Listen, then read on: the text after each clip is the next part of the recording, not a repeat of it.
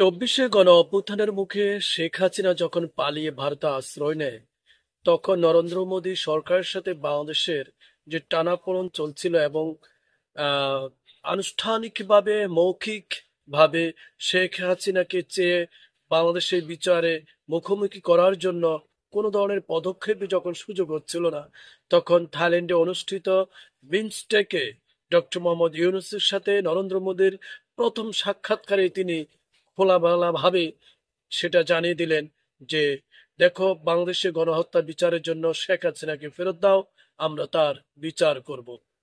এই যে একটি সাহসী পদক্ষেপ, কোনো প্রকার ভনিতা না করে, কোনো প্রকার অজুহাত না তুলে, একবারেই সুস্পষ্টভাবে দ্ব্যর্থহীন কণ্ঠে সাহসী ভাবে তিনি বলে দিলেন শেখ হাসিনাকে ফেরত দিতে হবে। তুমি শুধু বাংলাদেশের সাথে সম্পর্ক স্থাপন করো, তুমি কোনো নেতার সাথে ব্যক্তিগত সম্পর্ক স্থাপন করো না। তুমি এখন আমি আছি, আমার সাথে সম্পর্ক স্থাপন করো, তা আমার মাধ্যমে এই দেশের জনগণের সাথে তোমার সম্পর্ক তৈরি হয়ে যাবে। এরপর ডক্টর মোহাম্মদ ইউনূস তিনি তিস্তা পানি চুক্তির ব্যাপারে বলেছেন, তিস্তা পানি চুক্তি তুমি সম্পূর্ণ করো। এরপর তিনি সরাসরি বলেছেন সীমান্ত হত্যা বন্ধ করো, যেটা শেখ হাসিনা কখনোই বলতে চাইতেন না, মিনমিন করেও তার মুখ দিয়ে বের করানো যেত না। তিনি যেন একেবারে নতজানু হয়ে, গুরুর কাছে শিষ্য হয়ে, একদম গোলামের কাছে বৃত্ত হয়ে যেভাবে থাকে সেভাবেই থাকাটা তিনি পছন্দ করতেন।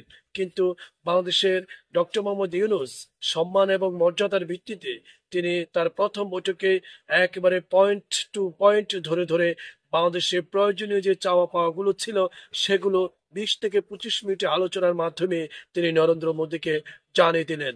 আর নরেন্দ্র মোদী এর মাধ্যমেই তিনি সুস্পষ্ট হয়েছেন এবং তিনি বুঝতে সক্ষম হয়েছেন এমন একজন নেতার সামনে তিনি বসেছেন যিনি ডর ভয়হীন, যিনি অত্যন্ত সম্মানিত, যিনি বাংলাদেশের জনগণের পক্ষে কথা বলেন। তাকে আর বৃত্তের মতো করে কোনোভাবে চালানো বা পরিচালনা করা কখনোই সম্ভব না।